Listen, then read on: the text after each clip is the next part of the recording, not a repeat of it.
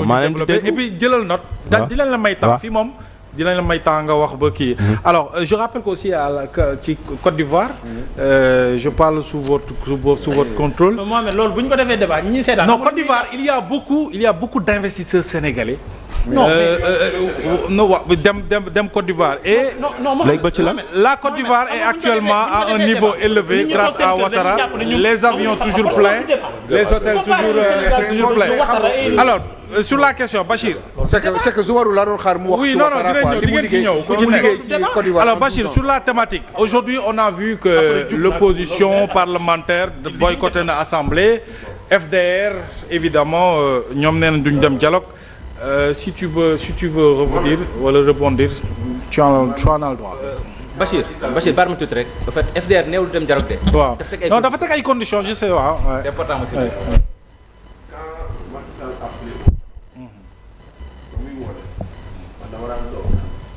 L'Assemblée nationale c'est ça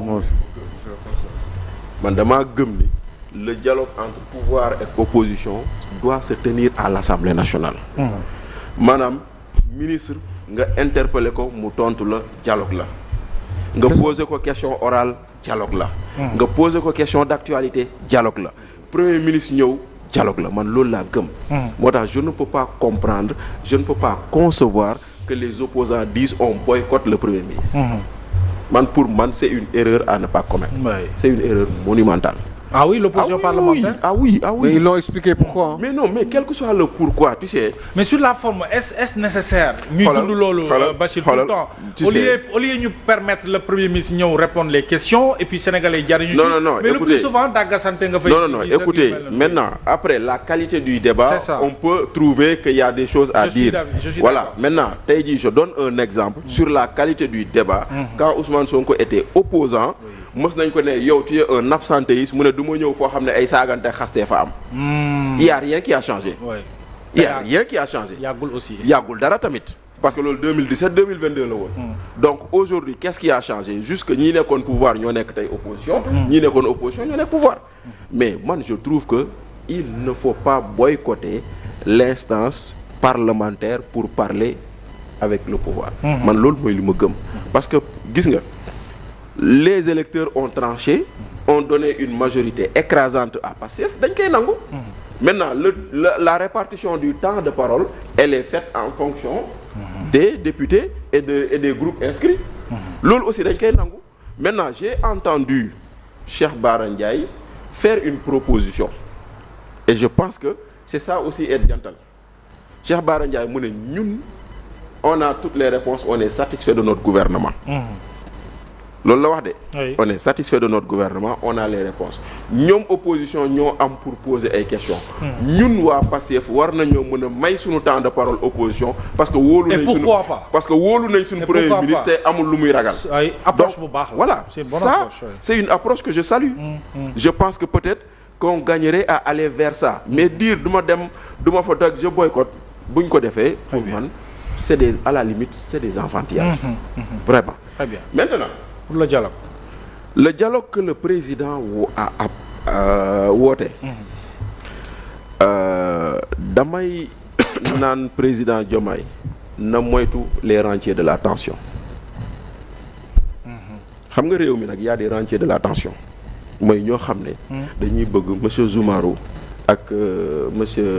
Djibril ñuy dóorante. ñu mën a jaar ci suuf. Di régler seeni code. waaw ça yooyu am na fi. ñoo am problème ma dox ci tànku jàmm. ba départ ci mujjee ci benn këru artiste bi di ñibbi. avant may àgg Sébikotane. ñaari staff yëpp ku ne woo nga ma lu mat 50 000 appels. pour que loolu waruma ko woon a def. parce que Sénégal bi loolu parce que en réalité ci. clash boobu noonu. la ñuy dundee jéem a dund. c'est ça tey jii Sénégal nag y a des rentiers de la tension politique.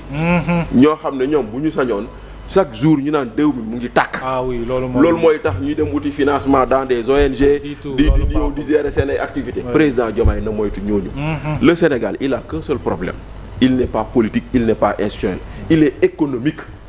wallahi waaw ci jamono ji ça. Le problème du Sénégal il est économique. parce que tey jii nii ñu ngi tudd sànq. donc les priorités sont ailleurs xaaral ñu ngi tudd. Badio Camara. mu toog yàlla na ko yàlla yërëm. ñu ne élection dañ koy def le 31 ñu jël ko ci seen décision fekk ñu jàpp date le 24 et pourtant on a eu une administration professionnelle qui nous a organisé des élections une semaine avant la date prévue par le Conseil constitutionnel ñu jóge ko foofu noonu entre le 24 et le 3 avril 10 jours on a organisé une passation de service, on a organisé une passation de pouvoir. L'administration a continué, bal tàkkul, sagar xeeñul, salaire yi fay nañ leen et la vie a continué. kon tey jii ban problème la ñu war a mën a am ba ne kaay leen ñu toog dialogue man moom laa gisul. Le seul problème qu'on a c'est un problème économique. te loolu la ñu war a waxtaanee. gis nga tey jii jëlal réew mi tudd Togo. On va sortir un peu. C'est un bel exemple. Le Togo, qu'est-ce qu'il fait aujourd'hui? Le Togo veut rejoindre l'AES. C'est ça? Ah oui. Ah oui.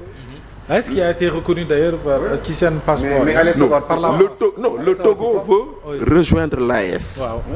Maintenant, quels sont les pays qui composent l'AES? C'est 3 pays principalement, Burkina, Niger, Mali. Quelle est la particularité de ces 3 pays?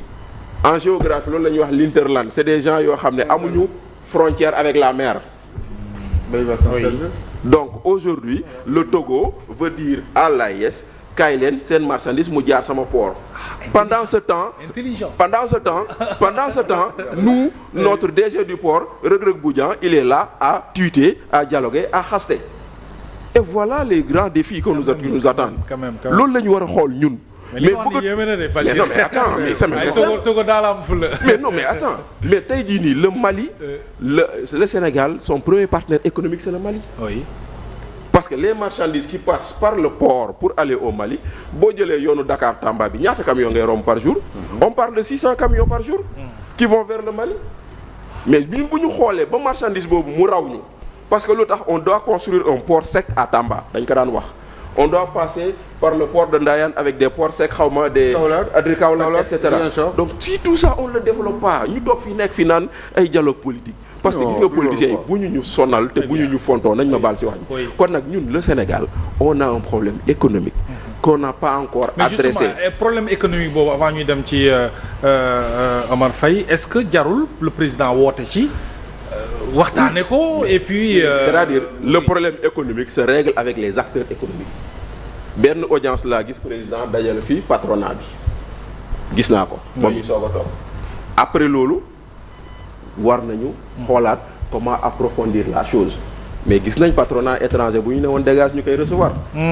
Donc loolu aussi gis nañ ko fi. Très bien. Voilà mais pour man loolu mooy le véritable débat. Très bien. Aujourd'hui on nous avait dit que dañuy bloquer suñuy frontières ci gerte gi lan la ñu jural économiquement.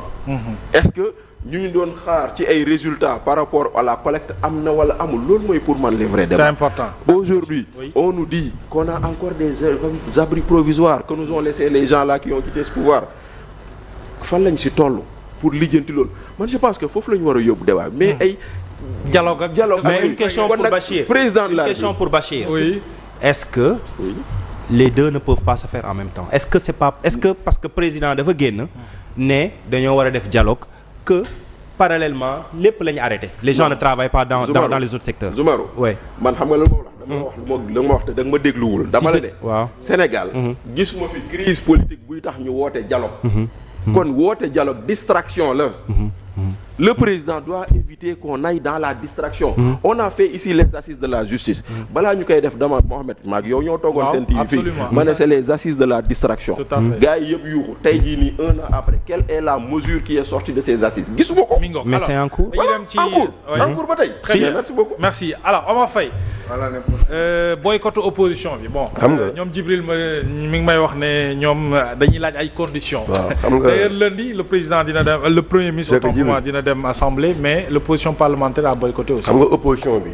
c'est une opposition expérimentée. am ñu nekkoon ci nguur. jóge ci nguur.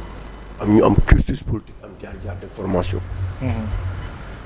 bu leen dem ak ñi ci débat yi. c'est-à-dire thème bi tey dafa metti thème bi ñuy discuter nii. boycott opposition bi dafa metti parce que ñii fi ñuy tolloog ñoom tey du débat wax. ci li ñoom seen gis-gis bi ñu am ci réew mi nga leen tontu ba Sénégalais yi xam kii aussi. mais doo wax ak ñoom ci di ne thème bi rek